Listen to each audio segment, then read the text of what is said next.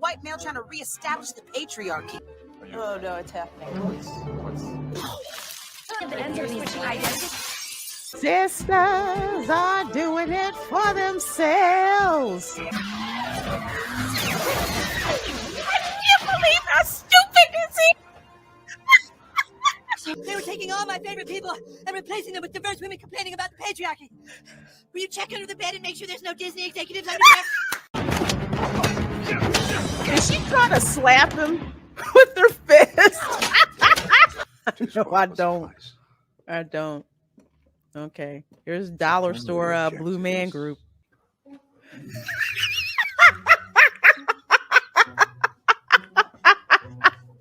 Oh, man.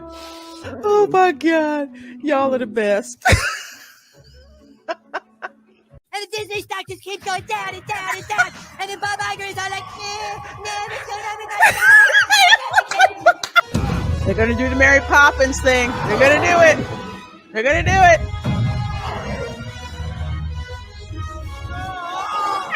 Yeah. Down with the patriarchy. Oh. oh, yo, bitch, you killed Kenny. Kenny. You fat hoe.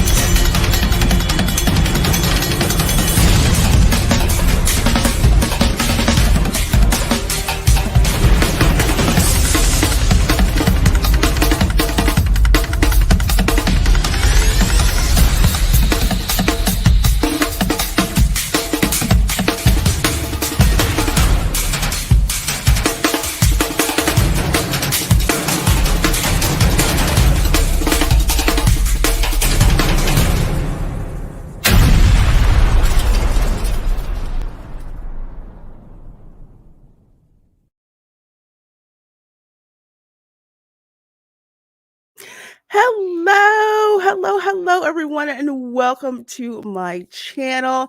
I'm Reina Creole, and no, your eyes are not deceiving you. I am coming to you live, somewhat during the day in the late afternoon, finally back with a pop culture show. I know it's been forever since my lunch table shows, but work promotion got in the way, blew that out of the water, but back and so excited to finally have yet again my pop culture show where I give you my trademark spicy takes, hot chat, hot takes, spicy conversation. Either way, you're going to get my take on things finally weekly with this show. And with this show, I just want to have fun.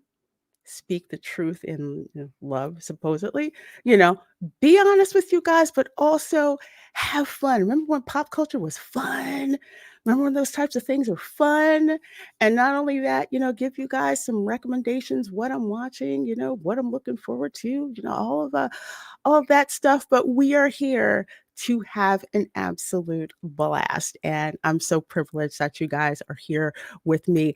And not only is it an honor and a privilege to be here with you guys, but an honor and a privilege to have some of my YouTube besties here on the show with me. We've got Culture Casino, we've got Views with Views, and we have got Retro Nerd Girl. How are you all doing this afternoon? Yeah, this afternoon. I'm great. I don't know about anybody else. I'm excited. I was looking forward to the show all day. I went and took care of business, got some lunch, and I was like, all right, here we go.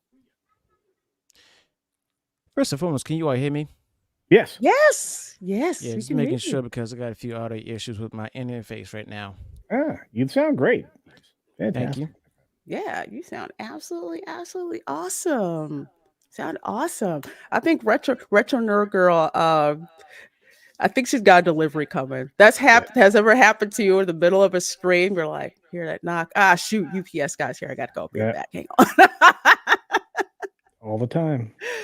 But she will be back very shortly. So before we kick off having fun with this show, let's see who here is in the chat and give a shout out. 15 of you guys in here so far, and so glad that you're here. The first show of the Spice Lounge podcast. So we have got Eric Weinberg. Hello, and I'm loving that avatar. Happy launchings today. Well, thank you so much, my dear, and I do appreciate that you being here. We have got Goof R35 here in the chat. He says, hey there. Well, hey, and hello. Let's see. We've got CJ, my thumbnail guy, in there talking to folks.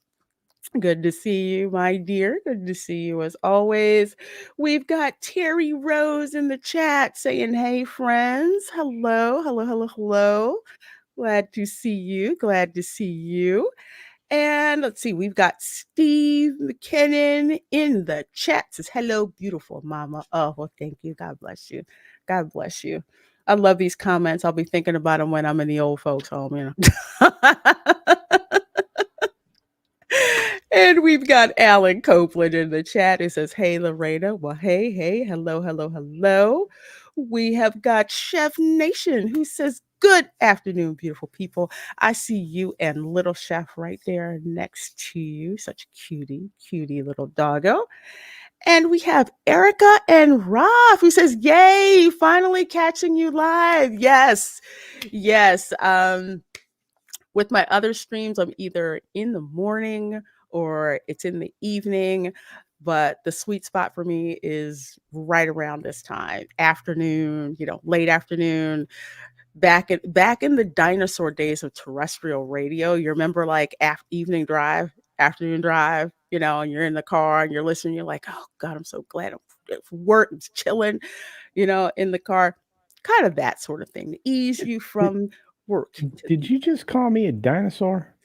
No, I just say back in the dinosaur days. I didn't unmask you. Oh, okay. All right. You look too young to do that now. All right. Okay. Yep, this is where the fun begins. Absolutely. We are going to have a blast. We've got Taylor in the chat. Says, good late afternoon, Lorena. Well, good late afternoon to you. I know you folks in the UK are about to maybe head to bed. I don't know.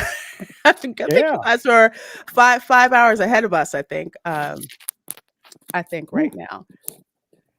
If that's the case, we should already be in bed. No, that's true. And Meg B is here. Hello, my dear. Hello. Good to see you.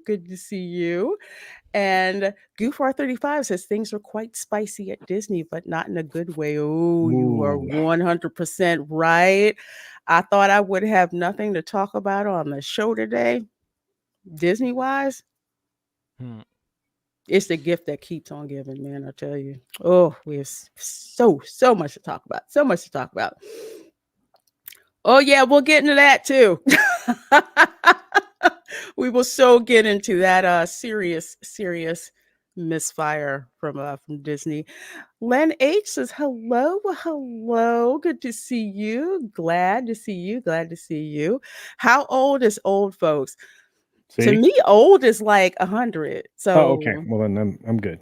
And then it's kind of debatable because my great aunt, I kid you not, she was doing cruises and everything until she broke her hip, like around when she was 93. And she was just pissed that she was in the old folks home. And well, convalescent home, so to speak. She was one of those rare residents who would always have visitors. Like we were always, going to see her. Still, yeah, she was still kicking. Outlived 2 kids and 2 husbands. Oof. Yes. I guarantee you, Retro is the youngest person here right now. Oh yeah. Yeah, I'd say so. I'd say so. Sure. For sure. I know she got to be younger than me, and I'm 36.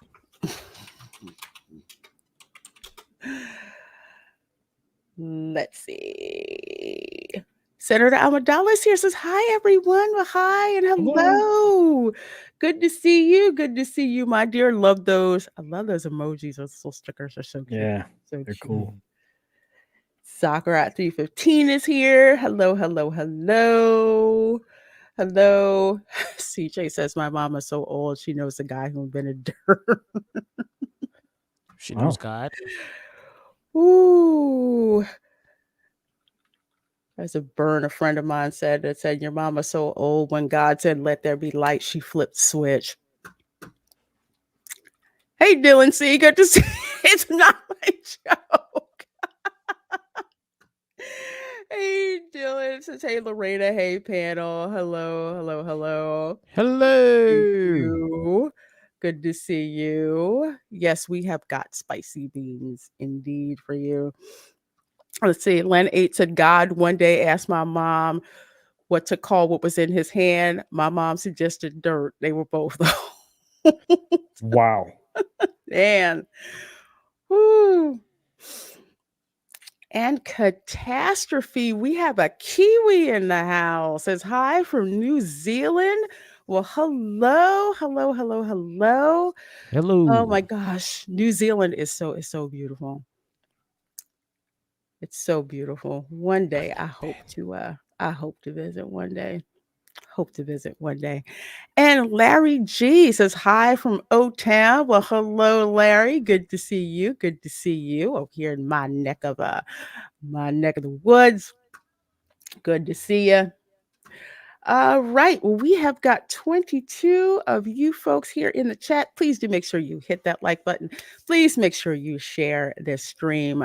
Brand new pop culture show here with some of my best YouTube bubs and myself. Just talking and having a good time. So to kind of kick things off with a little bit of fun, because I love fun. I love doing fun things, and I love making people laugh. I have a cat. Unbelievable. If you've watched The Fifth Element, That's my favorite movie. Isn't that movie amazing? Yeah. I actually shoot. Well, I bet I bought it on YouTube, so I guess I don't actually own it. So It's still a great movie. oh yeah. I watch this pretty regular. Ruby Rod is fantastic. And somebody got their cat to tolerate an awful lot. Yeah, it's like it has to go in stages. I mean, I'm trying to get Professor X to do stuff like this, but he's it's gonna take a while for him to get used to it. I put the cat hat on him and he starts flipping out. But I'm going to train him. You put it on, give him a treat. Put it on, give him a treat. It takes a while to do it, but yeah. All right. I'm not gonna remark on all the band-aids on your hands, but Nah. That cat looked like it's already about to steal somebody's girl. Yeah. There you go. Absolutely. Oh, my channel members and I watched this movie together, The Fifth Element. I forgot just how much fun and entertaining and just amazing. Just some great. Anybody else want to negotiate? Chris Tucker is a hoot in this. Goofar35 says the cat element still better than the meowvils. I like that. I do too. I like that one. Eric and Rob says I was a junior in high school when that movie came out. I won't talk about how old I was when I saw this movie. It came out in '97, so I think I was in the 3rd grade. Ow. And it still holds up. I need the steel book of this one on 4K. That's what I need. I have a Blu-ray version, but I want 4K version. Yeah, I was gonna say I think I have this in like 3 different formats, so I'm set. It's one of those movies where you can never have it in enough copies, enough formats. So Absolutely not. here we go. So anyway, yes, we're talking about Dismal Disney. And when I put this show together, I thought this was all I was going to be able to talk about with respect to news. I didn't think anything was really going to happen. So went over to the Magic Kingdom last week and took some pictures over there at Tiana's Bayou Adventure, Rainforest Cafe, salt mine thing going on. Decided to take some pictures.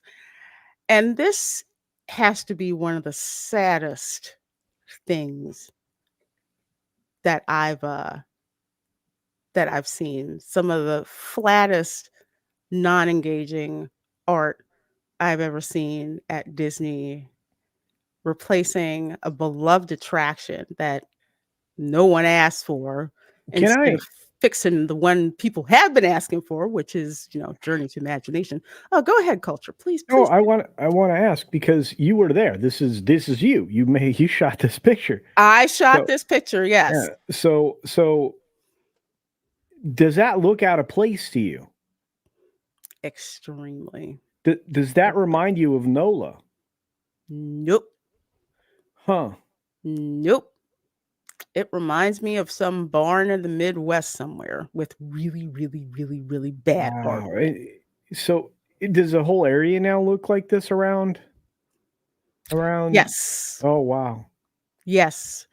So sorry, what year was it supposed to be?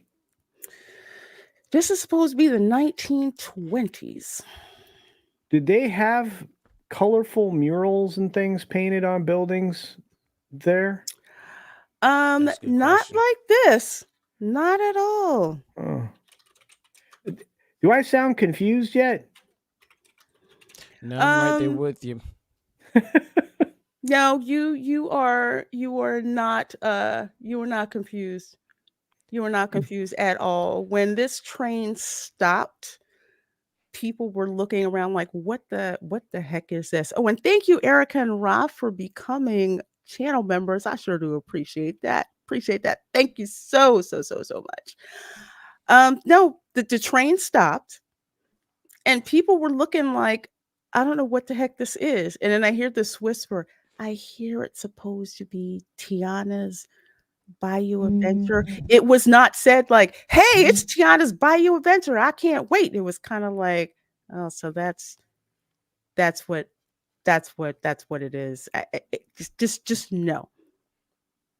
So they're trying to. This is like a cross between the Caribbean and like not even the French Quarter. It's like this really weird stone street thing they're going for down there. It's like it's not the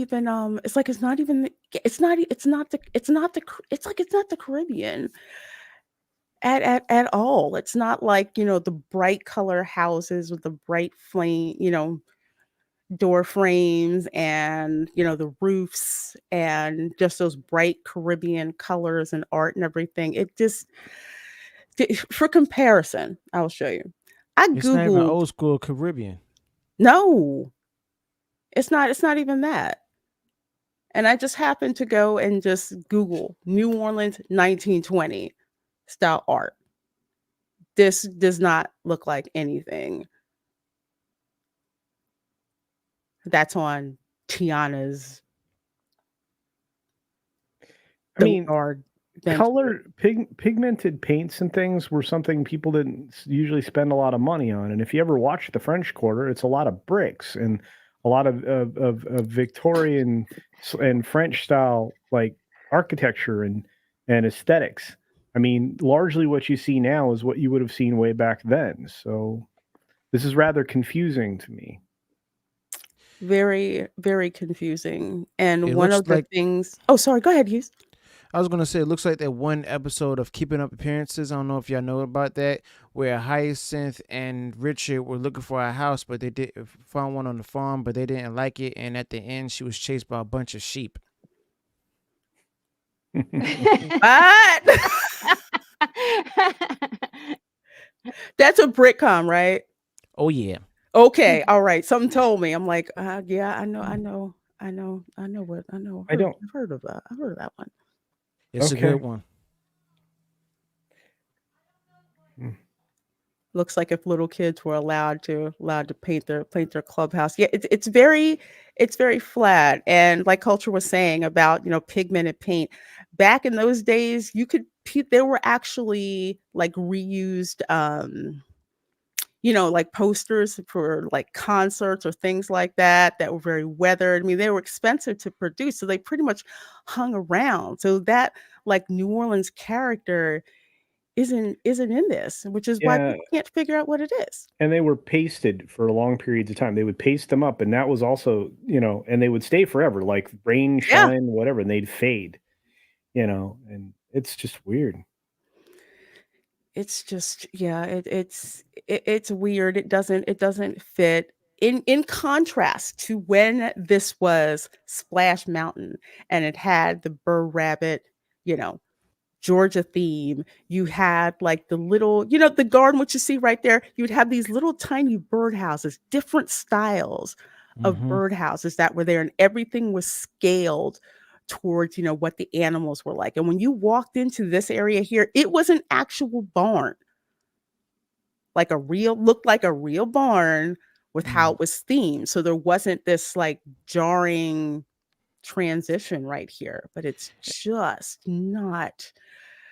Yeah, Art Deco, but not that bad. Yet it's It's odd. I mean, and I mean, if you ask anybody from Lorena and other people from the South, I mean, whitewash was like you found that a lot. It didn't matter if it was a building, a fence, a shed, whatever. You found a lot of that. Did y'all say it was supposed to be like the theme of it's supposed to be like Caribbean? And it's supposed to be Louisiana. It's supposed to be New Orleans area. New Orleans, Bayou, New Orleans, Yeah, Nolans. I No, I don't see any Saint emblems on there or anything. No, I don't get the feeling that Bobby Boucher is going to roll out of there either. It's just If I don't see a guy coming out with the overalls going, I'm not fighting at it. Nope. Nah. Yeah, that whatever that is, it looks terrible. It's just weird. Looks right? like a bunch of Legos stacked up on it. I mean, it's not finished, but still, it should get some kind of inkling or shadow of Louisiana, and I don't see anything there. Well, I mean, I'm looking at the attempt at a stone cobblestone street, right? But okay, it's right below where you are actually. Yeah. Oh, okay. Yeah, but I mean that's close. And you see, okay, so there's whitewash on the fence on the railing there. That looks more like what I was expecting. Down below where I am, right here, the pickets on the fence. Yeah. Right. Those are whitewash, and that's something I'd be looking for. And again, I mean, I used to know like a lot of these guys that did this, the Imagineers. I used to do a lot of them. They don't work there anymore. They don't work for Disney anymore. But they went to go work for other people. But this is a form of artistry, and there's so many different disciplines. There's over 200 different disciplines, theoretic or used to be, in Imagineering. And everybody understood that our job is to make this look like what we're trying to portray, and they did an extraordinary job of it, whatever they're trying to do. So this is it's just bizarre. Yeah, I'm hoping that there's going to be more stuff added to. There's so many architectural details that, like, just from a building, right? That building right there, that yellow building, needs a lot more architectural detail. Some of the Spanish influences, the French influences. Come on, guys, what's going on here? It looks like the outskirts of Rhode Island. It's very strange. This is actually, and correct me if I'm wrong, I'm looking at the entrance to this iconic attraction, or no. Yes, you formerly are. iconic attraction. Oh no. So That's yeah, Yes, so you are. so the barn doors there on the front. How are they changing those? Doesn't look like it. And then the windows above used to be the hayloft, right? Mm-hmm. And then Yep. you used to have amazing sign hanging from right above there that was carved and beautiful. Are they going to replace that with something carved and beautiful? Mm. I don't know. This is a shame. I really hope that this is just a shadow. Yeah, me too. And they're really going to add more spice. Spice to it. I don't mean to mention the name, but yeah, it is. It is really. This looks like a rundown playground somewhere. It doesn't really look like an actual like spot that is supposed to be an attraction. It doesn't. There's nothing in it that says attraction to me. Well, and and here's another problem, because Critter Country has a very specific aesthetic, which includes all the guard railings and all of the posts that support those guard railings and all the light posts that are there. And this doesn't. Wow, I get really talking south when I'm doing this. But that none of that looks like it. No, there are no wrought iron, none of that beautiful wrought iron Yes. fence that you Mhm. see. There's none of that. The cobblestone, like the actual cobblestone that looks like it's been weathered for centuries. You don't see that. Is there, the rail line that they have that goes down Charter Street? They have anything like that? You don't see the lamp work that's there. It's like none of this. You don't even see the none of this feels humidity. like that. No. That's a big player. In New Orleans, you can sometimes see the humidity. You can't. You don't just feel it. And no Spanish moss either. No Spanish moss. No magnolias. Cherry Rose says they couldn't get jambalaya right. How can they know this? Ooh. Hat. That's bad. It must be in the park because the jambalaya at the French Quarter Resort is on point. I will say that, but you're gonna have to go out to get that. Anybody who still got who's still investing in Disney, man, sell your shares right now. This is stunning. Yeah, I like I said, I mean, I've been watching the quote today on them, and they were headed upwards in the last few days. Now they're headed downwards again. They went from an opening bell ring of over 93 on their way to 94 to down around 90. They're sitting at 90.36 right now. 90.34 right now. Yeah. I'm gonna be ornery because, man, when I tell you how much no financial advice here. When I tell you how much I bought in on Disney, I can afford to sit till they turn the lights out just to be to be that way on general principle. Hey, Lance is popping in to say hi. Carano all the way. Yes, and we're gonna get to Gina because that's part of the dismal Disney that we're getting to. So good to see you, and congrats on the 3K, my dear. Thank you so much for that, and thank you for the 33 of you who are in here in the chat. We sure do appreciate it. Please do hit that like button. This is the Spice Lounge, and we are going with some hot takes and some spicy conversation. And speaking of spicy, Stunt Brat 777 says, "Hi, Miss Lorena. Looks like a homeless shed here in South More like Portland. Ooh. Any place else but Louisiana, that's for sure. I would associate this with any place else. See, and the first thing I saw, and this is weird, and there is some French influence in the Caribbean, but I'm just looking at Caribbean. I'm looking at the Caribbean Beach Resort right now. Yeah, as a matter of fact, let me bring that up because I take that for granted. Sometimes I take for granted that people know what that looks like. And to the 33 or so of you out there right now watching the inaugural show, thanks for being here. We appreciate it. Yes, thank you. Welcome. This is the Caribbean Beach Resort, although I think this one Let me see. Let me move you guys over to the side real quick so I can show you. Ah, So this is, I think this is an older picture, but this is pretty much. This is 2021. Yeah, but this is pretty much the idea. This is the Caribbean style. This is one of the buildings over at the Caribbean Beach Resort. Yep. You Yeah. take one look at that, and They come in all flavors. They come in pink. They come in blue. They come in yellow. You know, and I have stayed here. The rooms are rough, but it's still better than, you know, maybe Pop, or I should say maybe All Stars, but still. Yeah, Jean, I will get back to you. I haven't forgotten. Trust me, I have not forgotten. Have not forgotten about you coming down here. But yeah, this is just daggone it. I thought I had that. Okay. Let me go back here. I popped up something. Like, this is the Caribbean Beach Resort. This is one of the pools. This is one of my favorite pools. Mm. Okay. Obvious Spanish influence. You cannot mistake that when you see it. And it's details like this that make this resort. So and it reflects all of the different types of architecture, Spanish, French, all of it, you know. Yeah.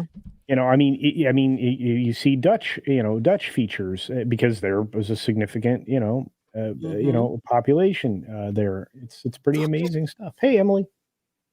Look at this. Yeah. Wow, And that's beautiful. that's why I'm like, okay, so I'm trying to figure out what they're aiming for here, and it doesn't seem like it's New Orleans, which is mostly French, and it doesn't seem like this, although the brighter colors, but once again, back in the early 1900s, you wouldn't have as vibrant a color, you wouldn't have a lot of the murals and things like that. It's just very strange. They're failing both very. geographically and by decade time period and stuff. Because what decade was that animated film taking place? The 30s, the 20s? 1920s, because her father's uniform, when you see it, is They can't even from World War One. They can't even get the decade rights. Like, No. really? No, like the whole thing with Tiana wearing pants. Okay, granted, this is a cultural thing. Okay, my grandmother. Okay, she would get mad at me for wearing pants. She's like, well, when I was a young girl, it was extremely. You were not a young woman of good breeding if you were walking around wearing pants. And we're talking about 1920s. Just no, culturally, especially with Black women culture. No, that was not going to go over. Not only that, it was hot. You don't want to wear pants when it's hot. I don't want to wear pants when it's hot. It was nuts. Yeah. Man, it's just whoever have artistic liberties. Some people just should not have artistic liberties because they're just gonna go ahead and interject a lot of political biases into it and miss the point and the genuineness of a product. I mean, really. Well, I think you're right, Hughes. I mean, and this is a theme park thing, so I think you're right. I think you don't need to. You're stripping it away to put in anything like that, and I don't think they should put any politics outside of the Hall of Presidents into the Magic Kingdom. I don't know. What do you guys think? Am I wrong? Yeah, I don't understand. I don't understand it. Just this image is just kind of shocking to me in a way because you had one job. Yes, you had one job. There's a movie with all of the visuals that you needed, and you just duplicate that, or you go to a place and you duplicate that. They haven't done anything here, and like I said, I'll give it the credit that it looks like they just begun. Even the cobblestone looks all wrong. It really looks like a playground. Wow. Well, in order for them to get it right and stuff, they gotta at least humble themselves and realize, okay, I don't know what this is. Instead of saying, okay, I'm gonna go ahead and put my own little spin to it, just make it more attractive and everything. It's like they never seen the movie, and I never seen the movie. Well, yeah. I mean, the movie has a lot of design elements in it that you can use, but it's not it's not necessary. This is like something you would do for like kid for like 4-year-olds or 5-year-olds. A mural on the wall, like that doesn't do anything for anybody. Like if you had a cave of wonders or something where you had the mural on the wall, that might be interesting. But this is sort of like it doesn't make it makes no sense to just put that on the wall unless that's Tiana's restaurant, and it doesn't look like it. It doesn't look like her restaurant. No, and the reason why it doesn't, and you're right, Larry G. Disney should be about escape from politics, troubles, worries. And the thing is, WDI didn't used to be about that. But this whole project here is about that, about the political leaning that they've, basically gone to hell on a rocket with. With this, would you believe that they sent these people, including the Imagineers, to New Orleans to do quote unquote research? All you have to do is take a couple of pictures and just copy what's in the pictures. Exactly. They did it right with The Princess and the Frog. Remember Retro Nerd Girl? We were talking about just how beautiful the architecture looked, even from, the upscale houses that were in the quarter to, the not so upscale houses that were in the ward districts that you could see. But they got the assignment right. What if they decided not to be that authentic because it may trigger some people into believing that they had some houses that were based in like during the time of the slavery and everything, and they don't want to offend people? Oh, think, you mean like plantations? Yeah. Except guess what? To this very day, they have plantation houses that are being built almost every day, or plantation style houses being built almost every day throughout the South. Yeah. I have a friend who has one. I mean, it's just, I'm looking at it. This is very frustrating for me. Because this is, I'm going to shoot some people in their feet right now. This is supposed to open towards the end of fall. Excuse me, no. Towards the end of spring, sometime this summer. And this summer? Yes. Well, they keep trying to say that this won't open till late 2024. They've been hedging their bets, but they were originally trying to get this up and going for this summer season, and they were supposed to be moving it much faster. One of the reasons that they went through through this attraction so many times, and they did the minimum refurbishment that they did prior to shutting it down fully, was so they could evaluate what they could and couldn't replace there, what they could tear out, what they couldn't, what they had to repurpose, what they couldn't repurpose. And they've been evaluating that for several years. But in this most recent one, they they figured out exactly what all of it would be, laid out their plan for what they were going to replace. So here we are, and no one studied. I guarantee you that's the case. But that's a nice one. But I'm worried because let's say even if they try to get this open, but first of all, you're not going to have this open in the winter. But if you were trying to get this open by towards even the end of summer, wouldn't you think they'd be farther along, especially on the exterior, because it's going to take a ton of work. It looks like it's nowhere near finished. Nowhere near. You would, if I looked at this, I would say, you know what, that's probably going to open maybe like the fall or something like that. Definitely not the summer. And to go back to Hughes's point, because that's a good point where people are just like, well, you have to think about slavery days if they're out there. This was the 1920s, to kind of level set for people who do not know about the 1920s. The 1920s, there's a reason they call them the Roaring 20s. All classes in America were advancing, especially when you had finally one generation of Black Americans who were not born into slavery, the first ones who could actually truly serve in the military and get paid. That was World War I. They were bringing back more more assets, and everything than before. So these houses that were built, I say it's the lower wards because decades, or we'll say the most recent decades, have like turned them, not looking so good. But in the 1920s, people were very proud to have their own homes, as small, as small as they were.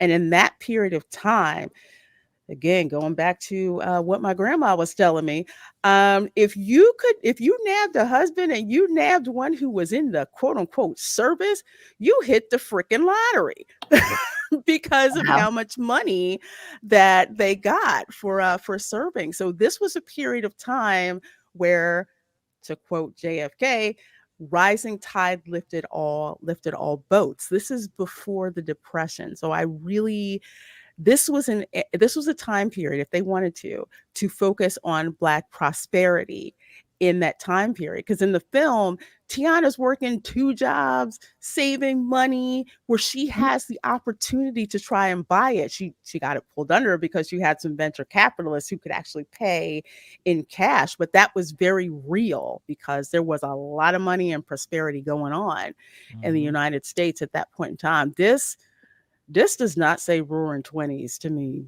No, absolutely not. Yeah, and it's also a period of time, and I just to add to that, because Lorena, I think it's important. The men that came back from the military were widely respected. They were Yes. given, there was a lot of deference to veterans from World War.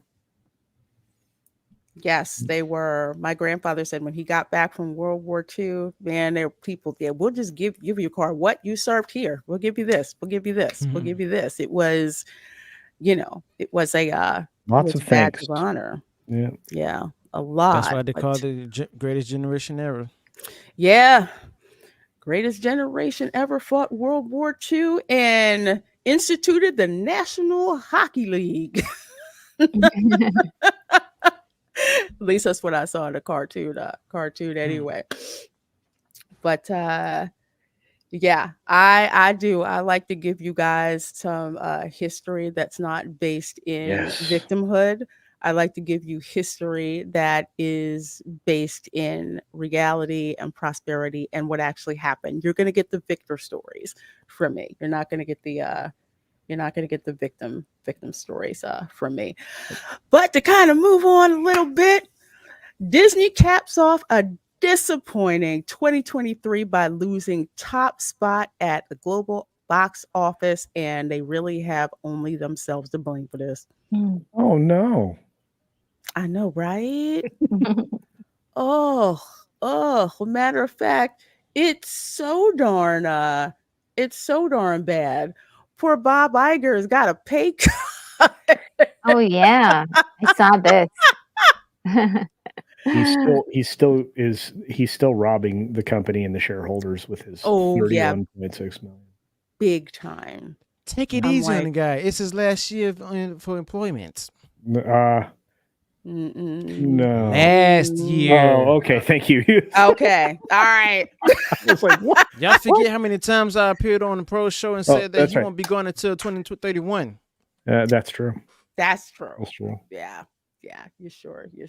It's his last year. Yeah. I mean, Disney lost its reign as a top grossing studio at the 2023 box office to Universal due to a string of underperforming films. This is MSN saying this, so this is probably killing them to even say this. Universal's success was largely attributed to surprise hits like Oppenheimer and franchises like the Super Mario Brothers. I don't think Oppenheimer was a surprise hit. Do you guys think it was a surprise hit? No. Well, I think it was tracked to do a lot less because of the subject matter, but I think it did. It hit a nerve with a lot of people. The whole combination with Barbie, the Barbenheimer thing kind of got its publicity up a little bit and a little bit more, kind of boosted it a little bit, but I think it took its own self the rest of the way by being a good movie. Yeah. People are saying it's only a good movie. People are saying it's only a good movie because it came out at the same time as Barbie, and some people were seeing both Barbie and Oppenheimer, but I don't think so. You have those who are history buffs and stuff who want to go ahead and watch it for the Mhm. sake of history, and then you have those who wanted to see that as well as Barbie because they into history, but at the same time they also enjoy another aspect of history of the pop culture Mhm. narrative with Barbie dolls and everything. But the thing is, a lot of people were expecting for it to actually do better than Barbie, but instead it was actually reversed. And I completely get that. I understand why. It's like they're two different audiences, but at the Mhm. same time, Barbie was front loaded with, people who were fans of the dolls. An insane marketing campaign like I have never seen before And people can in say my that lifetime. it bombed all they want to. I mean, even though it was number 2 in the box office, guess what? It did much better than a lot of the Marvel Studios and Luke and movies that Disney released though. Right. Yeah. Absolutely. Absolutely. So let's And the see. lead actor got an Oscar. And what did Brie Larson? What did what's her name? Margot Robbie get? Nathan.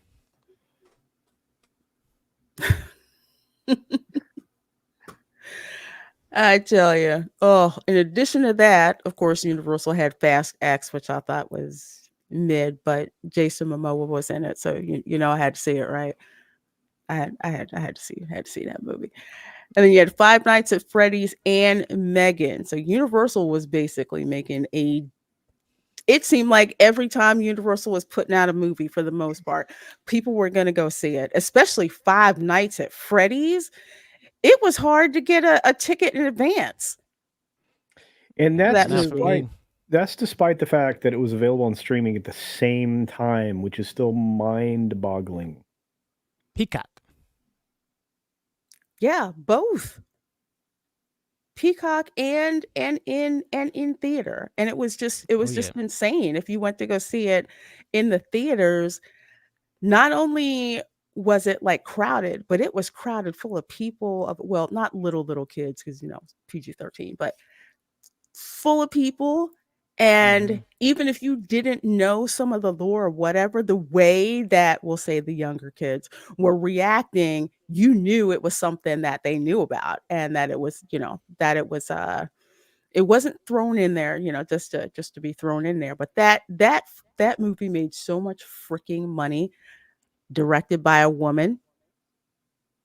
People do not like, for some reason, people forget to about that. I think it's Erica Tammy, I believe. She directed Five Nights at Freddy's, Oh wow. I but you didn't don't know hear that. her name. You Maybe it's don't because hear of her the fact name. that she's not putting out the narrative that they want to put out there, or the fact that I think it's it's good. Universal. They don't have a narrative. I think it's a good thing that she is not known like widely because yeah, I've been hearing um too many things for and also against. So it's kind of nice that okay, we have a modest person who's a director. I like when directors direct and it's not based on any sexual their sexual orientation or anything. Got my money, cash my check. See me drive off in my new Lambo. Have fun. Go see my movie. Make a good movie. That's all I want them to do. Yes, Yes. absolutely. Yep, yep. Absolutely. Which is something that Disney should learn, because let's see, Disney, on the other hand, saw the MCU movies Ant-Man and the Wasp: Quantumania. Oh God, that sucked. But the Marvels sucked even worse than that. Both disappointed at the box office. Indiana Jones and the Dial of Destiny. I refuse to press play on that one. Oh, The I'm advance really news from that movie was so bad, I went back and watched Crystal Skull instead. oh, So wow. in my head, it ends with Crystal Skull. His parents got back together. I was quite happy with that, with Crystal Skull. But no, there's no way I want to see that film. I don't know if some of you saw the live stream that I did for the Indiana Jones stunt spectacular. It's over in the Oh, studios. Yeah, I Yeah. missed that.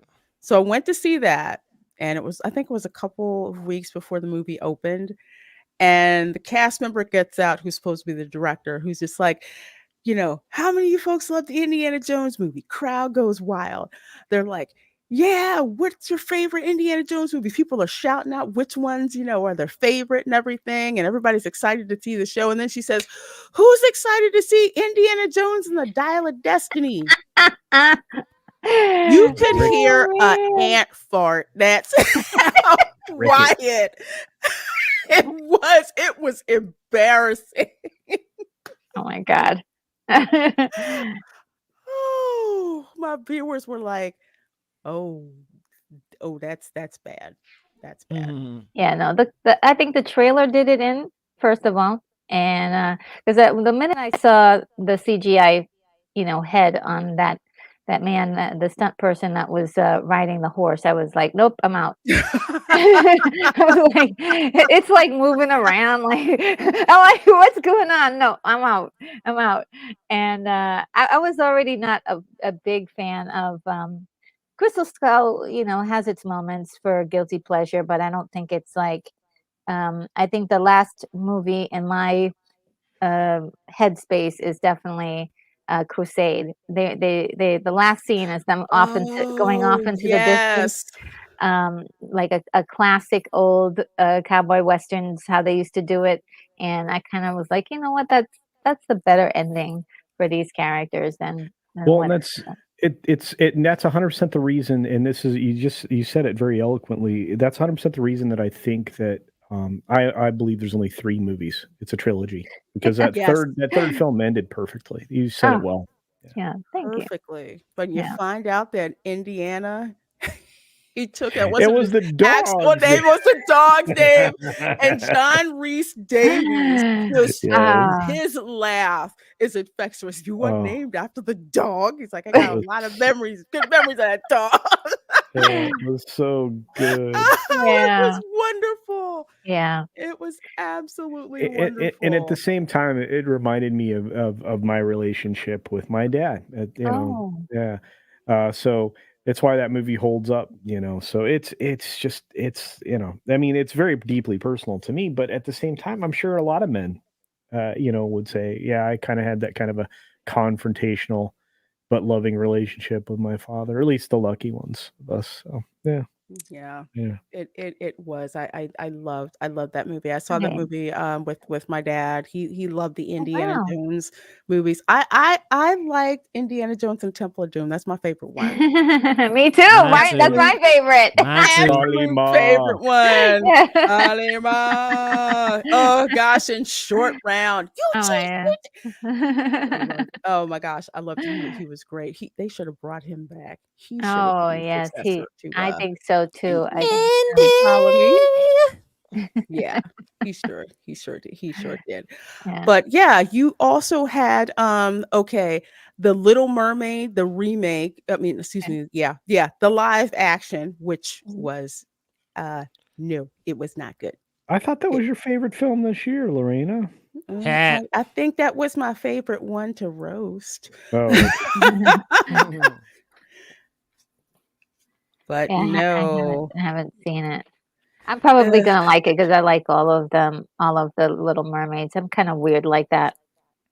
This one, it's like it should have went to Disney Plus, is what it should have done. I mean, some people are like, well, it shouldn't have been made. It's like, well, if Disney wanted to throw money at it and learn it, well, they'll never learn it anyway, then fine. But it just, you would think that if you have an Alan Menken soundtrack, soundtrack, and you can't port that over in the same spirit, you deserve to flunk on that one. And that was part of the reasons why it didn't work. And they threw a lot of money at it, and they tried to front load it as if you don't go and see the new Little Mermaid movie, you're racist, you're this, you're whatever. It's just like, no, you had a crap movie, and you unfortunately put Halle Bailey in the line of fire for criticism, about that film. I would have given Disney more credit if they would have just put the film out there and didn't say a word. Yeah, she got it immediately as soon as people found out she was going to be in it as the Little Mermaid. So I'll give her credit for being really, really tough. Because it's hard to take that when you're young, like all that, you know. But it's not personal towards her because honestly, I don't like these live action remakes. I don't I care don't what they either. do. I don't like the idea of taking the classics that they actually created and turning them into these live action uh, uh, movies that I know it's, for some people those are their favorite things, but it just ruins it for me. The only good one was Cinderella. Oh, that was actually, yeah, I did like that I did one. like it. Yeah, I did like it. Oh my God, that dress forever burned into my memory. I Beautiful dress. I think live action anything is kind of odd. Yes. It's very hard to get it to work. The only example I can point to recently where it does is the One Piece show. Okay. And again, Agreed. it leans into the anime almost, or not the anime. Yeah, yeah. I mean, it leans into all of its background 100%. You know, Okay.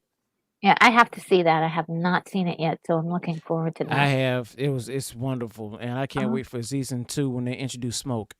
oh, Oh, cool. it's so good. It's so freaking good. Oh, I can't wait.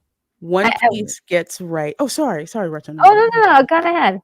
I was gonna say the thing that One Piece gets right, the live action.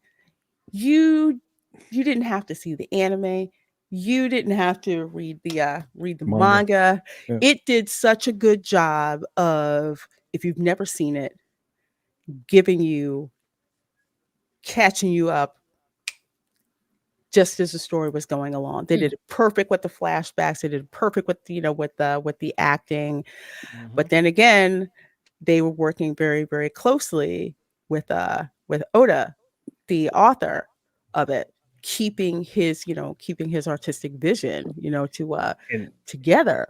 and he wouldn't let him change it, which is the important thing. See, if you're going to make live action, and I think this is it's one of the few things that Jon Favreau got right with Lion King, you got to make it almost shot for shot of the Mhm. animation. But Okay. when it came to the quote unquote live action of the Lion King, I was like, why do this again? It's just a different form of animation. It's still animation. It's not really live action, Yeah. right? It's not like where you put a human in it, like you did with Halle Bailey, who has a great voice, I have to say. But She's a beautiful voice. but I mean, again, it's hard to do, and that's why I was so in awe with One Piece. And and think about this: the anime has 20 seasons, believe it or not. Yeah. And I don't know how they'll. Yeah, I wish they'd done it with Cowboy Bebop too. I hear you. But see, that's Over two a sides thousand of episodes. yeah, that's two sides of the same Yeah. coin, right? Or it's the scale, right? We're talking about like good versus bad. There's just not very much good out there. There's just not that much good out there of live action film Oh, representation. yes. Yeah. Which one? Oh yeah, Yeah. that one was good. The Yeah. Rogers and Hammerstein. Oh, yeah. Anytime. I love almost every Cinderella story. I've not seen one I did not like.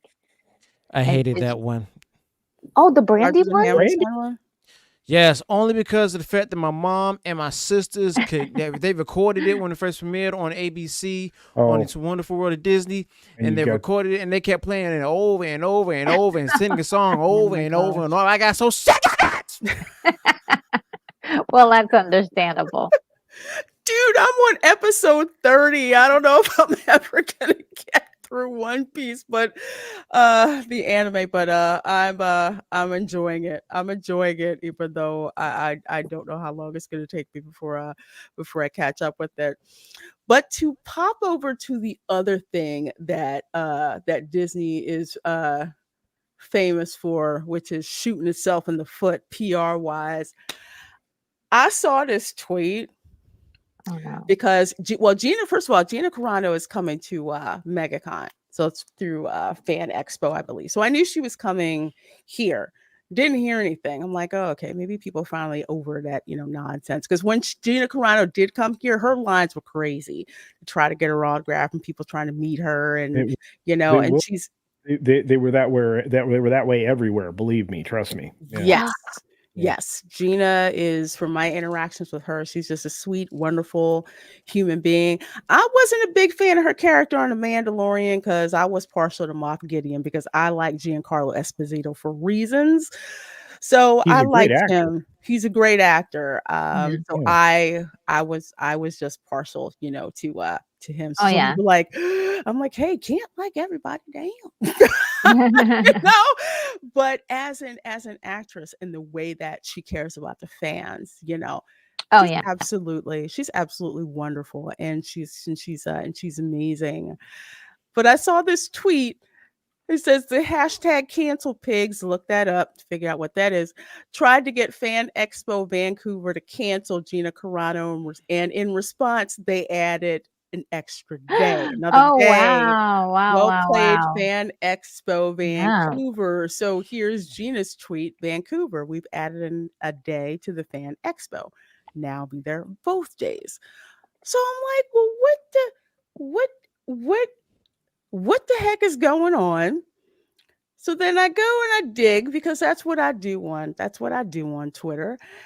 And there's this article from Canada. I'm going to laugh because I have visited this exact place several times.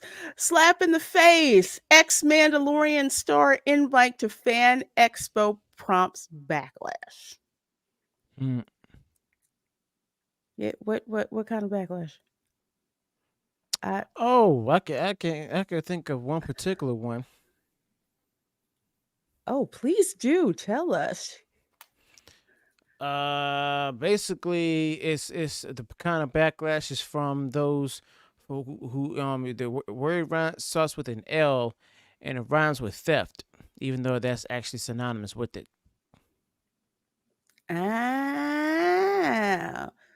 okay. Eric and Rob says, "Oh gosh, the Canadian lefties are crying about Gina being there." Oh no. I guarantee you in this article they're gonna bring up that one big D word and stuff, and it's just adding another I word, and it's just gonna be that's gonna be basically. Ugh. Well, you know me. I love a good train wreck, especially when I'm just like, what is it this time? What is it this time that has you people so triggered that Gina Carano, as sweet as she is just coming to to a convention just to meet her fans in Vancouver. Hey, D Nice Gamer. Let's find out. Oh, is this Nice. video? Ex-Mandalorian star prompts Fan Expo Vancouver boycott. Really? Yeah, like by two Cosplay people. has a lot of layers. It really does give an avenue for self-expression, creativity, therapy. But there's Can you growing pause it? concern, plans for Yeah. Just want to say something. I don't want to be. I don't want to be that dude to say, but I gotta say it. Of course they're gonna interview a liberal white woman and talk about it. Go ahead. Oh no, because that brings me to something else I want to say. As someone who's been to Vancouver about 5 times, Vancouver is about as diverse as a bag of rice. Mm-hmm. Literally. Wow. Yes. Yes. When I visited Vancouver, I thought the only Black person that lived in Vancouver was Christopher Judge because I was there for over a week and I didn't see nobody who looked like me. Okay. It's not Toronto. Okay. It's not Toronto. It's on the West Coast. But Hughes, you're absolutely right. You will get some of these liberals, and for some reason, the face one seems to be everyone white women. But let's see what she has to say. Yeah, I know about it being a third Asian, CJ. I know about that. A lot of the money from Hong Kong went over there. But for your girl going there, I'm like, there's nobody around here that looks like me. Not that it bothered me one freaking bit, because I loved visiting Vancouver and I had an absolutely fabulous time when I was there. So much so that I visited 4 times. But it was kind of just like, damn, I asked Chris Judge, I said, where's black people at? And he just laughed. He's like, sometimes I ask myself the same thing. Wow. Wow. Yeah, it is. Well, then again, it's on the West Coast. Again, it isn't Toronto. Now, see, if I went to Toronto, I'd fit right. I could blend in, with Toronto, especially at Carabana. That's for sure. That's for sure. Vancouver, aka Star City and Central City in the Arrowverse, and where a lot of shows were shot, including the X-Files, and of course Stargate SG1. Bag of rice as a Cuban. I'm dying. Yeah. I got ancestors from Cuba. That's probably why I came up with that one. But you can see what I'm talking about here. Upcoming event, go against the fabric of the community. One of the few safe spaces that we have. Oh my God. No longer feels safe. Because of Gina? Oh, that's what they're gonna get to. You know what? Go ahead, Retro Nerd Girl. I'm gonna let you go. Go ahead.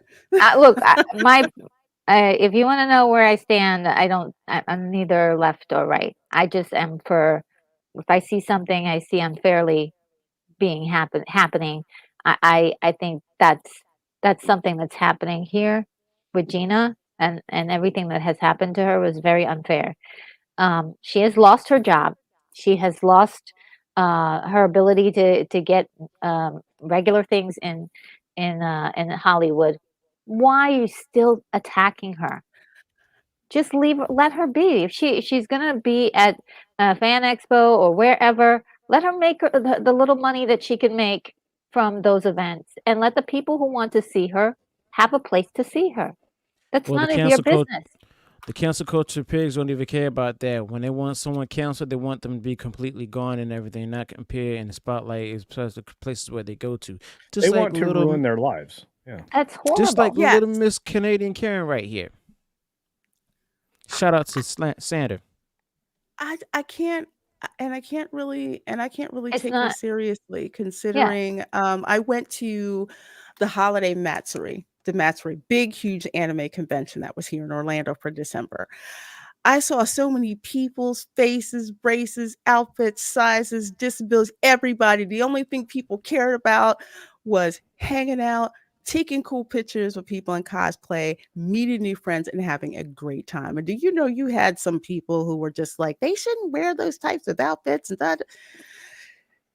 Let people have fun. Yeah, I mean, and this is also like she's wearing costumes, for cosplay.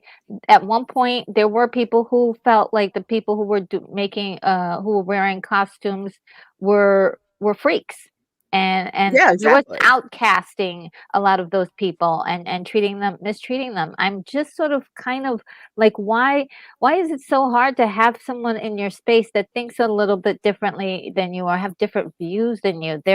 Now it's a dangerous space. I don't get it. I don't get it. I don't get it either. I'm sorry, And interest of time, because I know Hughes has to leave in a little bit. But here's the interesting thing. Okay. However, her strong political views, such as a 2020 U.S. election, you're Canada. Why the hell do you even care? Vaccines and the Holocaust has prompted a call for her to be removed from the Vancouver event. So let me get this straight. Okay. I have gone to science fiction conventions in Vancouver with actors who have got on stage and spouted their political beliefs.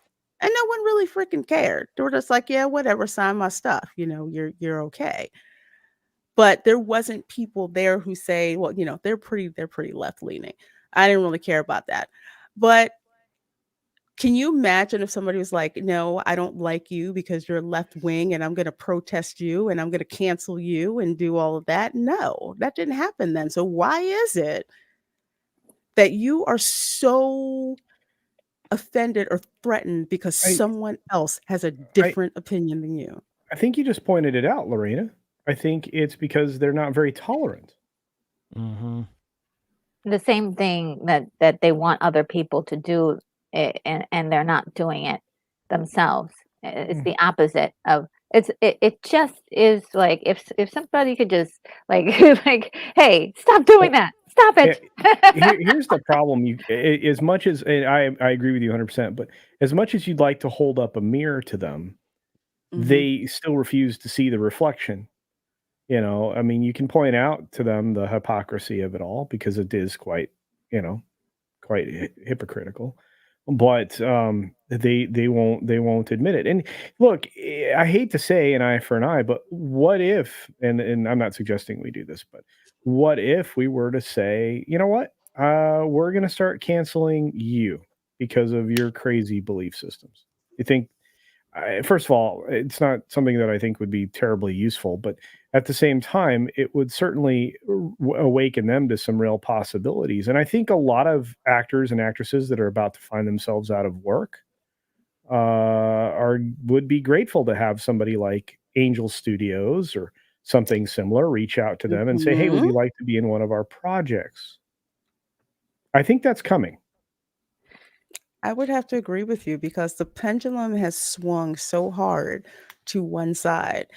It's about to come back even harder to the other side. And I think what you're going to see, people going to films produced by like Angel Studios. Remember, folks, The Sound of Freedom, Disney basically buried that film. They washed their hands of it. And we're just like, we're done with it. That thing came out and made more money than, I forget which Disney movie I think was out that particular time. Made a ton of money. It's on Prime now, Amazon Prime. Go and freaking watch it. Go and watch that movie. And that could have been their success.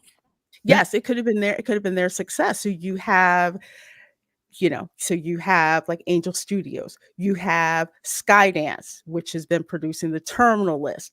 Reacher season 2 is freaking awesome. Good. I gotta wait till Friday for the Can I say something? the conclusion. Yeah, go ahead. Of course, please.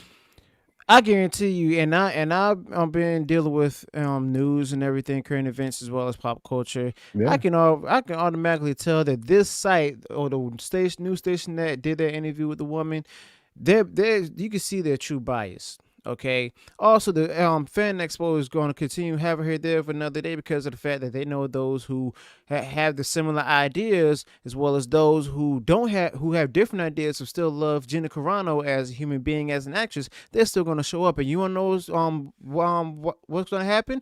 They're going to make more money from it, and the person being interviewed and everything, as well as the news station that's interviewing her.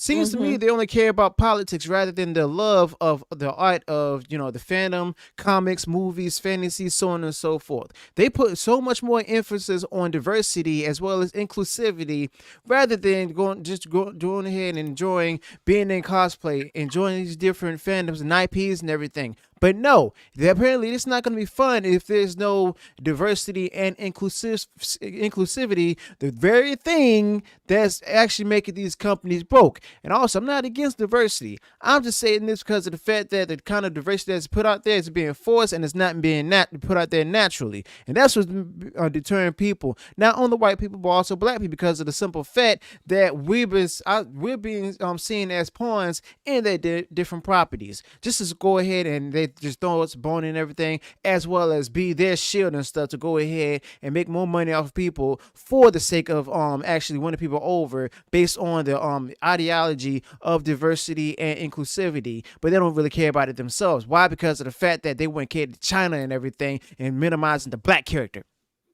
Well, let me add something to that, because you have a good point. Yeah. Let me bring up another show, House of the Dragon. They race swapped one of their characters. Yeah. George R.R. Martin was fine with it. I'm like, he's a creator, whatever. But you notice, as soon as that show came out, any talk about race swapping pretty much went away because the guy was a very, very good actor. Well, He made Corus Valerian look so good. Yeah. Well, not only that. Oh. No, please go ahead. Oh, well, not only that, that story was insanely good. Okay? It Yeah. was good. So you were tracked in by the incredible story that they told, and didn't matter. It was all about the story. We need more great stories. Yeah, we do. And I think that's his brother's head. Oh, that was a good scene. That was a good scene. But yeah, just like Hughes was saying, it's just like when they do race swaps like this, it's not the race swap that is a true problem. That's the symptom of the problem. The problem is you've got these half-need stories just thrown out there that no one cares about. How can we protect ourselves from criticism? Guess what? We're doing diversity. Aren't we great? Aren't we, whatever? It's like, no. George Martin is weak. Using it as armor is a bad plan.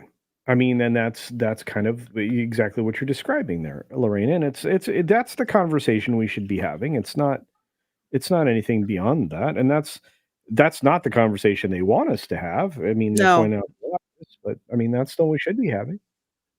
Exactly. Tell people, it's just like when you see that, don't fall for the smoke screen. Go see what's going on, what's going on behind the curtain. But to kind of get back to this, because I know Hughes has to probably like, I gotta go, Lorena. But there's this one person, she didn't even want to say Gina's name. Oh, really? So she says it felt like an enormous slap in the face to like everything the convention really should be standing for, considering they should know who is their target audience. So who is their target audience? I thought a convention was for everybody. No, at least the ones I went to. I mean, what do you guys think? Yeah, it's not for everybody because she's listed out everyone it's for. Instead of thinking that before she was even born, there were people cosplaying, there were people collecting comic books, there were people enjoying sci-fi and fantasy. So I'm like, okay, you can have your opinion on who's at this space and who you're interacting with, but that's not the only people who are interested in spaces like this. Yeah, exactly. The audience are those who are women with light blue hair, light pink hair, and purple hair, and everything, who may not be able to find a man in their 30s and stuff, and be stuck with cats. Ooh, cats that don't like them. Let's put that way. As hey, a cat owner, I'm going to put that in there. I am starting to hear that more and more frequently. That's if the cats will have them. I was like, wow, bro, that's yes. Harsh. Oh, yeah. Oof. Yeah. All right. It's so funny how the world is turning against all of this, these ideas that we're highlighting right now. I think that this is what the situation that we described and we were worried about happening going way back when. That if you push too hard, you push the lever too hard, there will be so much resistance that it'll snap back, and it's not going to snap back to the position it was at. It'll go back much farther. And that's scary. Yeah, but it's well, we talk about a pendulum. Pendulums don't just swing one way. They don't, and it's why, and we were just talking about Game of Thrones. It's why the conversation about stopping the wheel, breaking the wheel, when we get everything back to some kind of a balance, we have to figure out a way to stop the wheel. We have to, it's just stop. We work together. We have disagreements. We don't try to figure out how to gain power over somebody else, which is all this political maneuvering's been doing the last several years. Not only just in our lives, on our day-to-day experiences and the prices we pay for food and things like that, in our pop culture and everything. It's a power play. Taking away the things we enjoy, good storytelling, and using that because it's a power play for them. Anyway. Absolutely. Well, I know Hughes has to go, so I want to outro him. First of all, Hughes, thank you so much for hanging out with us here on the show. And you are welcome back any time. Please let the folks know where they can find you. Well, you all can find me on Rumble and on YouTube under the same name, Views with Hughes and Jennifer News. And also you can find me on Twitter at Mr. Rummy Rome. And want to give a quick shout out to the chat, including Sander Hammerslag, as well as Keely Chow, D Nice Gamer, Erica and Ref, Monkey Jeebas, CJ, as well as Dylan C, and E. Clay Thompson. All right. E. Clay. Yes. Looking forward to be back up here in the future. Oh, well, can't wait to have you back, Hughes. Folks, please do go subscribe to Views with Hughes. I have the link to his YouTube channel in the description box of this video. So please do go check him out. Great commentary. Love having him on. Check out his comment. You have a wonderful and blessed night, Hughes. I'll talk to you soon. You too. And also, Mr. Stock, if you want to stay broke, that's your business. Because he's just telling me in the chat that I disagree with Mr. Hughes. Load up on Disney stock, not financial advice. Not giving it financial advice. I'm just letting y'all know of the things that can come that will affect the Disney price. Why? Because there's people out there who's buying the stock and they're sharing it because of the fact that they're seeing that they're not getting a nice profit on it. If you don't believe me, ask Reina Creole because she'll tell you. Yeah. Oof, those of us who own stock. Yeah. I tell you. Not been a great year, but Disney's got problems. I mean, yeah. They've got huge problems. And for those of you who think that no. Apparently, they interviewed just this one person. So they got this one person supposedly equates backlash. Daggone it, Canada. This is the other thing that bothers me, right? It's like, oh, we have these 6 people we can talk to that are upset about this. I'm like going, yeah, I don't care about 6 people. They represent their own views, nobody else. I mean, there are broader audiences here. Hey, Bosco, I just saw his. Oh my God, not Canada. Yes, it's your country. It's Guy Scar. It's all your fault, brother. I'm so disappointed because I loved visiting Canada. That was one of my favorite places to visit. Loved going to Vancouver. Oh, I was made like, friends y'all are up there. laid back, cool as I don't know what. That city made me feel so darn welcome, even though I didn't see cops with guns. That kind of concerned me. But yeah, and here's Gina. She's gonna make a lot of fans happy, and for those of you who feel she's gonna make the convention a ton of money. I mean, that again. Yeah. Look, I'm sorry. You host these events to make money. Yeah, and I'm sure some people are flying in just to see her. I'm sure they're just to see her, just to get the opportunity to talk to her and or get a signage. And look, to be fair, this lady and all of the other people who are upset, they have a right to voice their opinion. But I also feel as if it's a little out of touch because Gina has already paid for the statements that she made, whether you believe she deserved to pay for those or not. That's another subject matter, but she's already done her, had her the cake sort of thrown in her face, if you will. Now, can we get to some place of healing? We can never heal if we keep on bringing this up. She said this how many years ago? And she's, she's a working actor, and she's trying to make a living. Why are we continuously stopping her from making money? She didn't kill anybody. She didn't rape anybody. She only said a few things that were on her mind, and it's not against the law to speak your mind. Exactly. Not yet. No, not actually, yet. In Canada it is. Canada it is. They weren't alone. Yeah. It's, there was a time when discourse, well, I'm going to speak as an American, as discourse. Hey, Morgan King. Discourse was expected. Yes. And you had those discussions to hash out ideas. If you think being offended because something Gina said made you upset, go back and read some of the debates between Jefferson and Hamilton. Go back. I'm like, damn, did he really talk about his mom? I mean, yes, but it was done very politely. It's like, very, very politely. Like, I'm just like, dang, that's the nicest way to say go bleep yourself. I have I like, in well my done. you know. But there was space. There was space for that. And that's something we need to get back to, respecting each other's opinions, seeing that person's opinions as their opinions, but not, that's who they are as a person. Like, oh, you said this, so you're a bad person or X. It's just like, no, you're exactly right. We need reconciliation. And one of the things that I like doing on this show is kind of talk about the things that are starting to cause division or have caused division, but come from a point of, let's try to find some common ground together, and let's keep a little bit of sanity, so to speak, with because going on.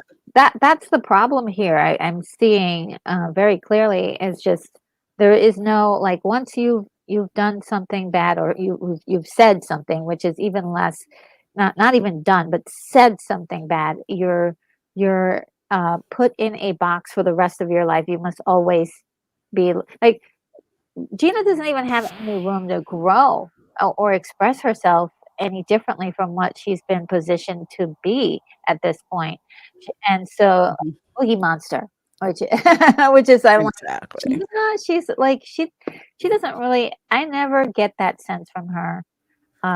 She's always like smiling. She's always like seems to be very giving of her time. And so, like, it's going to be wonderful for those fans who really like her to go and see her. Right. Monkey Deep is empathy. It's like, having empathy for the other person. And it used to be that nerd spaces were full of empathy because you were getting dumped on by society at large. So when you came to conventions like this or came in these spaces, there was a lot of empathy for each other. And that's, what we need to get back to. I mean, shoot, I used to go to conventions where people had knockdown, drag out verbal throat punches talking about who was the best captain, who's the best Star Trek captain. Oh, yeah. All those knockout. Then after that, hey, let's go to the bar and let's have a drink and do whatever. Good nerd fights. But to go from that to, if you really want some feel good entertainment, I have two things. This is on Netflix. Now, you folks know that I love Indian cinema. I love Indian cinema. The story of the Union Carbide chemical spill in Bhopal,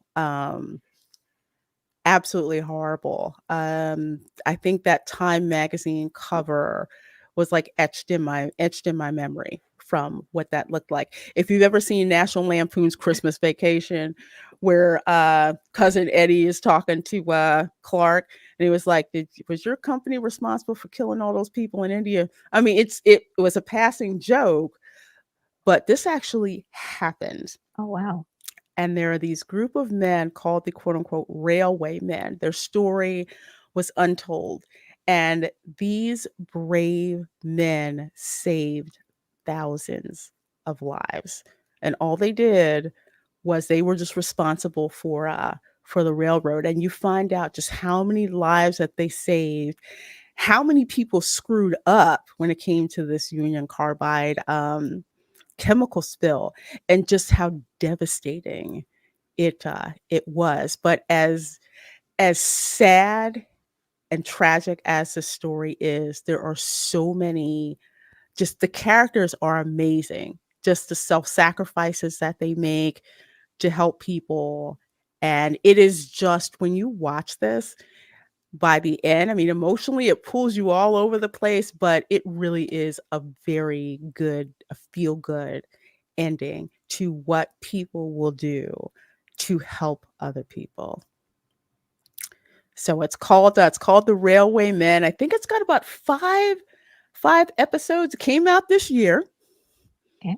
And I think I can't say enough how great of a miniseries this is. So it's about five episodes. You'll enjoy it. It's called The Railway Men. Sweet. Yes. I got it down on my list here. Yes, definitely check this out. I'm trying to think. Well, no, because there weren't any dance movies. If I had to say cinematography wise, what it's like with Indian cinema, I would say more like Malayan films. If you know the difference, more with like the storytelling and what the visuals look like. It's gorgeous. It beats a whole bunch of stuff I've seen come out of Hollywood. So Oh my God, I can't definitely, wait. yes, it does eat Clay Thomason. It does, and they mentioned Chernobyl, so pretty much the same thing, very similar. I did see Chernobyl, but if you didn't know what happened in Bhopal in 1984, they do a great job of telling the story. Absolutely. So we'll go and check that one out. So if you guys see it, let me know if you checked it out. I will. And one last thing, because I got to send you guys off with this. How many of y'all have seen Godzilla -1? This guy. How many of y'all? Oh my God. This film. It's good. It is so good. I can't believe they made it for 13 million US. Seeing this as like an old school Godzilla fan, it was just a joy to watch on screen. I mean, legendary, their Godzilla versus Kong series. I like it for the, for the comedic value. But it's Yes. yeah, for the comedic value. Pretty much, because I'm just like, Godzilla versus Kong. Are you freaking serious? Godzilla would stomp a mud hole in it. But anyway, it lacks the seriousness and the depth of story that Toho's version does. And Godzilla -1, not only was it visually freaking amazing, now it says, we sincerely thank you for helping Godzilla -1 make cinematic history. To celebrate the end of our theatrical release, we are bringing Godzilla -1 minus color to North American theaters for 1 week only, starting That is January going to be nice. 26th. It is showing at the Universal Cinemark at Universal City Walk. So I am definitely going to go and check this out. Please do check your local theaters. I think they're mostly in the larger markets, but it's only 1 week, all in black and white.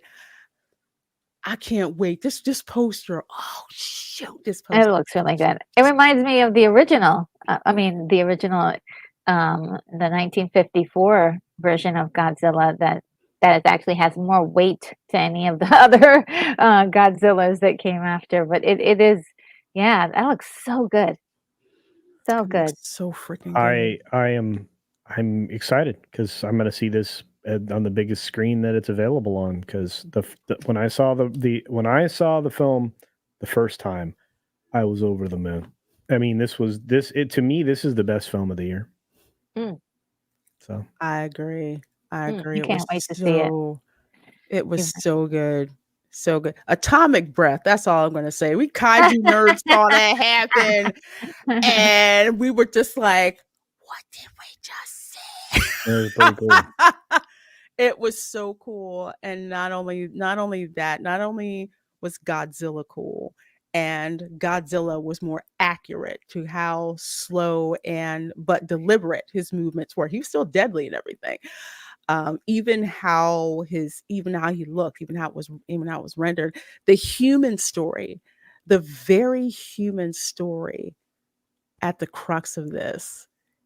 Look, the healing and stuff. There was a lot of good stuff. A lot of good stuff. A ton of good stuff. Yeah, I'm with Clay. I won't be able to see it in a theater, but yeah, as soon as it's streaming, I'm grabbing it. Yeah, I will definitely. I have my eye on it for it to be on streaming. So as soon as I find out, I'll pass on. I will pass on the information. I want that. Yes, poster. me too. Yeah, me too. That looks really awesome. There's an IMAX poster. Because I didn't have an IMAX theater near me, unfortunately, to go see it. But some people had the IMAX poster of this presentation and just looked absolutely gorgeous. The first Godzilla actually dies. Oh, how come I didn't know that? It's been a while since Yeah, I've seen it. Gojira. That I'm just Gojira. saying. Watch that one in the original 1954. Really has a lot of weight to it, and actually feels like a very serious movie. And that's the point. This one was very serious. There were very serious consequences with what was going on. And no, it's not a spoiler because they show you this the main character, and I'm blanking on what his name is. He's a failed kamikaze pilot. I'd never in a million years would have thought about a character like that and all the complex uh emotions and social interactions that would come out of that. That was just oh Lord, in the end. Oh, oh my goodness, the end of that movie. I'm a can't wait tough to see chick, it. but I was just like, I need some tissue right now. People in the theater were just flipping out. I mean, this movie, just the way it affected people, just it's just it was just There awesome. were a lot of emotions in the theater. My eyes, I seem to have gotten real sweaty at the end. Somebody's cutting onions. Yeah, or something. Mm-hmm. Mm-hmm. I think So we're going to get a -1, but I think leaving it as a one-off would work as well. And you know what? We may not get that choice if the Yamazaki actually takes the Lucasfilm offer that's probably forthcoming to make a Star Yeah. Wars movie. Yeah. Yeah, I don't. How do y'all feel about that? I do not want him to take. I do not want him to take that job. Me either.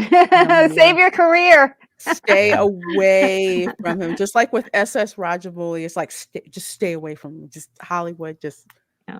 I get it that there's contacts that way, but there's just something unique about their particular brand of cinema, which is why Americans are so attracted to it. It's like we don't want it Americanized. Yeah. No? I think. Go ahead. No, go ahead. you go for it. You go. No, you're holding your spacecraft incredibly steady. So go ahead. Well, I was gonna say that I know that they asked him questions about how he, created his, the design, the visual looks of everything, and so maybe they'll work with him on some future stuff. I just don't want to see him ruin his reputation by, kind of, unless there's a story that's outstanding, and there's a possibility. I mean, you never know, but I don't have enough proof from prior projects with Lucasfilm that they have the story writing capability anymore. Just That's just a personal opinion.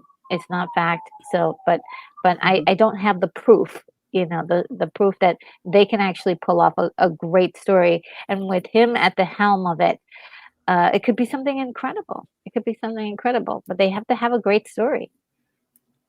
Yeah, I 100% agree with you. Case in point, the Star Wars Visions series. Yes. Amazing. That's what I'm talking about. Visions 2 is especially really good. Okay, that one I haven't seen yet. I saw the first one I didn't particularly like. The twins one I thought was kind of I didn't really like that one too much. But overall, the fact that these people went and did Star Wars with a Japanese lens, that's what I really, really liked about it. But I do not trust Lucasfilm to just stay far. Get people to help you out, get money to produce your next Godzilla movie. Yes. Hustle them for as much cash as you can get. Yeah. But no, I mean, or something completely different. But I mean, he definitely has a knack for telling good stories. So that is really kind of what I really would like to see from him if he did, he doesn't have to do another kaiju movie, but one where he's telling stories. So I don't trust Disney at this point to help. Like all the directors that have worked with them, unfortunately, their careers have gone south. Like Ryan, like Sherman. who's Russo brothers. Oh, yeah, the Russo brothers, even Taika Waititi. Deuces, we're out. Yeah, they were at the top of their game, and then all of a sudden, after working with Disney, just and I don't know. I don't think it's a good move anymore to work with them as an actor, actresses, or actors, as people in special effects. Even they've been abusing the the animator. Special effects shops, they've been sweatshops. It's just not really looking good. It's not looking good, but they have a chance to turn things around. There's always the future. You never know. But again, proof. We don't have any proof that they're changing. So again, y'all are way too optimistic. But all right. Anyway. This is what's going to be unique about this show, folks. If you're out there in the audience watching, if you're watching on the replay, first of all, if you're watching on the replay, say something in the chat, hit the thumbs up. But if this is your first time here, subscribe, because Lorraine is great. But I have a feeling that since the panel is going to rotate and she's not going to have regular guests all the time, she's going to rotate them through. I have a feeling that you're going to hear some spicy stuff, like me saying y'all are too optimistic. And look, I really like how nice you said that too. All right. Well, I threw the y'all in there, so it makes me feel more homey. Yeah. But that's one of the reasons why I like putting this show together. It's just to get differing opinions with what's going on and what's out there. And some folks are like, "Oh, that's great," and some people are like, "No, I don't think so." Hey. I think we can all agree that Reacher season 2 is pretty good. I haven't seen it yet. Oh no! You got to say it. I mean, Friday. We'll put it this way: watch all the episodes, because Friday, the season ender for season 2 is going to air, and I can't freaking wait. I cannot believe. I'm not going to say I cannot believe, because and I dropped a video on this for Toxic Male Appreciation. Oh, okay. How ratings wise, Reacher is so good. Reacher hits all 4 quadrants for you Hollywood types that are out there, and people love seeing traditional masculinity. They like seeing that. They like seeing stories where they're not being preached to.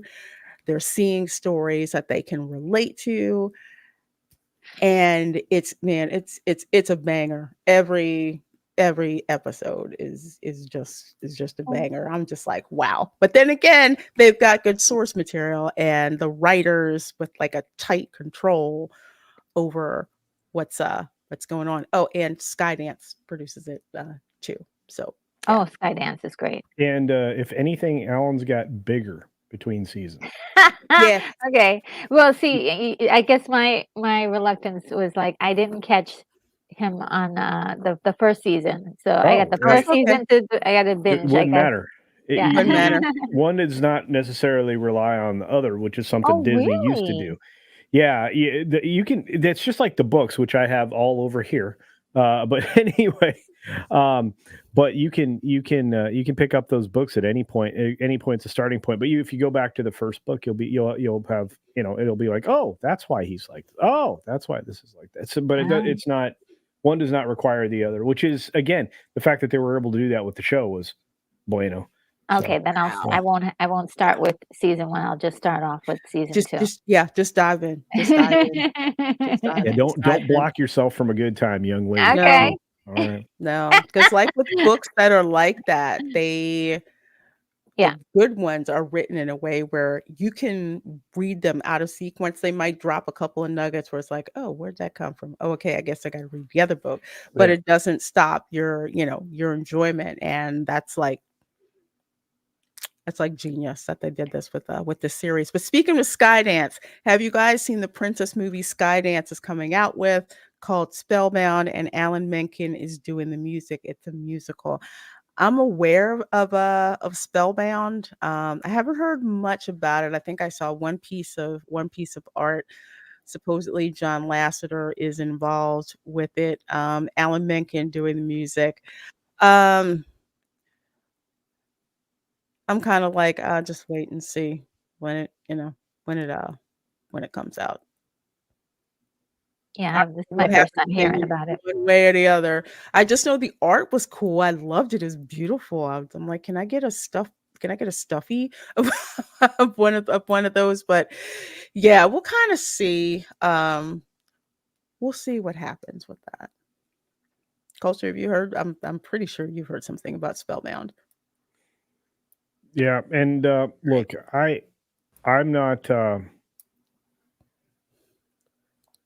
I'm not anti-musical, but I'm anti-surprise musical. and and that's what Wonka was. Wonka was a surprise full-on musical. And I was like, all right. I mean, there were musical bits in the original film. Mm-hmm. But Wonka was a full musical. So, and that didn't even turn me off. So the fact that this I know going forward as a musical is I'm going to be like, okay, cool. But Yeah. I guess Mean Girls turned out to be a musical, and that freaked people out. Yeah, that was a surprise. Yeah. No. No, that's why I tapped out of that. Yeah. I'm like, I'm sorry. Mean Girls is not supposed to be musical. I like the movie, but I'm like, I love the movie. I good. freaking love the Mean Girls movie. I Yeah. love that. I love that. I will die on that hill. It's I love supposed to be. the darn movie. I don't need it updated. I mean, high school basically runs the same way. I mean, Yeah. so it's always been the same. But I think it was just one of those things where it was it's a little unnecessary, I think. And then the musical, I know it was a musical. Was it not on Broadway? It was on Broadway, I think. Yeah. Which was great, but we don't need to turn every musical into a movie. We don't have to do that. No. Although Shrek the musical was funny as hell, I'm just Oh, gonna say. I enjoyed the heck out of that thing. That was It awesome. wasn't on Broadway when I saw it, but still, it was fun. It was fun. It was a fun watch. Well, speaking of fun, you guys have been absolutely amazing. Thank you for subscribing, playing with my joystick. Thank you so much for subscribing to my channel. I sure do. I sure do appreciate that. Well, folks, I think this was an absolutely fun and fabulous show. Diversity of opinions, and we're still smiling and having a great time, and I hope you guys did. You guys did too, as well. So why don't we go around and shout out our channel, starting with Retro Nerd Girl. Please tell the folks where they can find you. Oh, you can find me on YouTube mainly under Retro Nerd Girl. I do a lot of retro reviews. I talk a lot about retro movies, and I do watch parties on Saturdays. I also have a morning show where I kind of cover a lot of modern things. So those are some things that I do. You can also catch me on X, formerly known as Twitter, and that's about it. Stop in by and check out my content, see if you like any of it. Yes, absolutely. Subscribe to Retro Nerd Girl. She has awesome retro content. So if you are into retro, you need to be subscribed to her. Because if you're not, what are you waiting for? And she's a top notch space pilot as well, as you can see here. Yes. Keeping everything nice and steady right now. No asteroids ain't coming, right? Those darn asteroids. In Culture, let the folks know where they can find you. Oh, sure thing. Check out me. This is me, Culture Casino. You can check me out on my channel, and I'm on YouTube and Rumble and Odyssey and Minds and Getter and Twitter and all kinds of places. And what else? Oh, Odyssey.